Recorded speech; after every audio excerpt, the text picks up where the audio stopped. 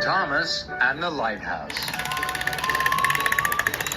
It was the Harvest Festival celebration on the island of Sodor.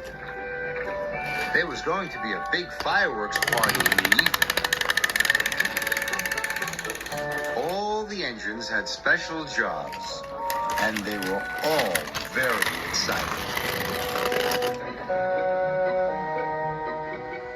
Sir Topham Hatt came to Tidmouth Sheds. Thomas, you must take a new light bulb to the lighthouse. Yes, sir, tooted Thomas. The bulb must get to the lighthouse before dark so that ships at sea can find their way safely home to Sodor. The light bulb will break easily. You must go slowly and carefully, Sir Topham Hatt added.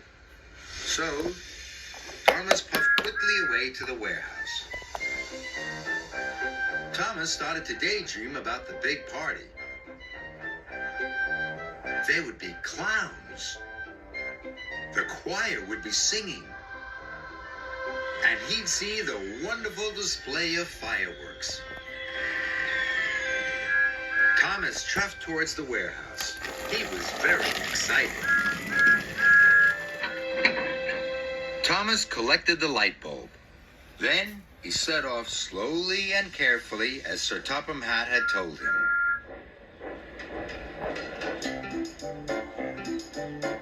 Thomas slowed down at every bend.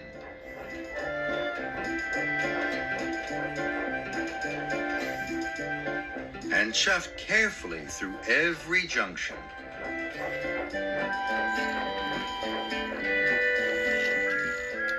Thomas stopped at a signal.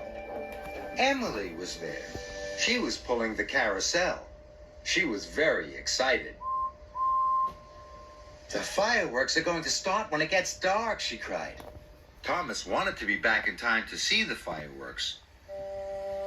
But the lighthouse was on the far side of the island. It was a long way, and it would take a long time to get there. Then, an idea flew into Thomas's funnel. I'm sure the light bulb wouldn't break if I went just a little faster, he chuffed. And so, Thomas speeded up, just a little.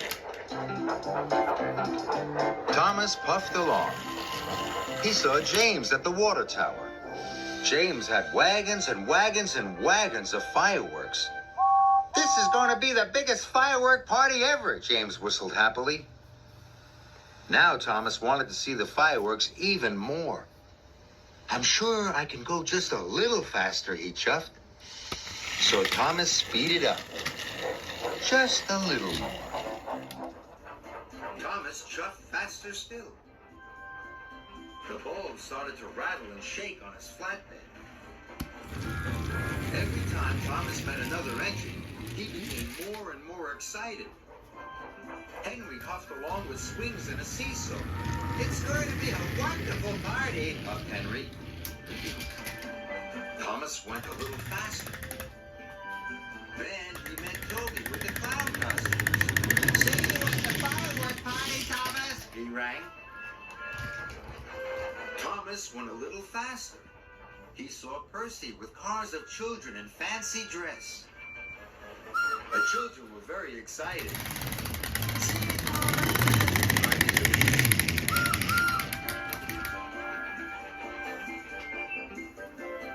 Now Thomas wanted to be back for the fireworks party more than ever. Before Thomas knew it, he was puffing very hard. Then there was trouble. Harvey was replacing some tracks.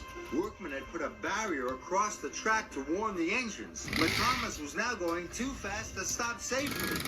He backed into the barrier, and the light bulb broke. Cinders and ashes, cried Thomas. The lighthouse will not have its light, and the ships won't be safe at sea. Thomas puffed quickly back to the warehouse to collect a new light bulb.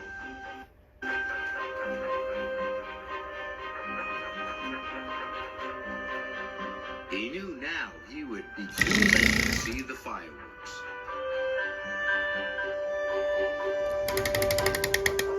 Thomas had to stop at a signal. Edward was waiting. He was excited. "I'm off to collect the Chinese dragon," he tooted. But all Thomas could think about was getting the new light bulb.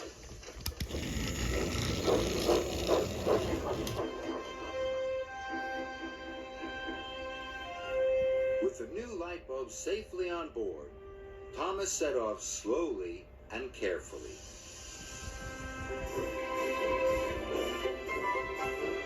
He knew he must deliver this bulb safely to the lighthouse. So when Toby was practicing their songs, and when Edward passed with the Chinese dragon, Thomas didn't think about the fireworks party at all. Not once. Thomas arrived at the lighthouse just in time.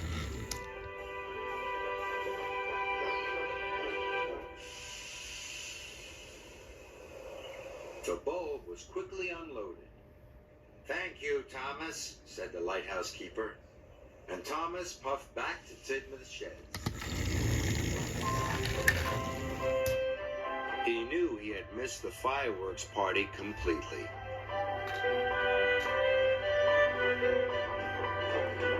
Then Thomas came to the top of a hill, and he saw a wonderful sight. The lighthouse beamed brightly. The ship's lights twinkled in the harbor, and the sea reflected the stars.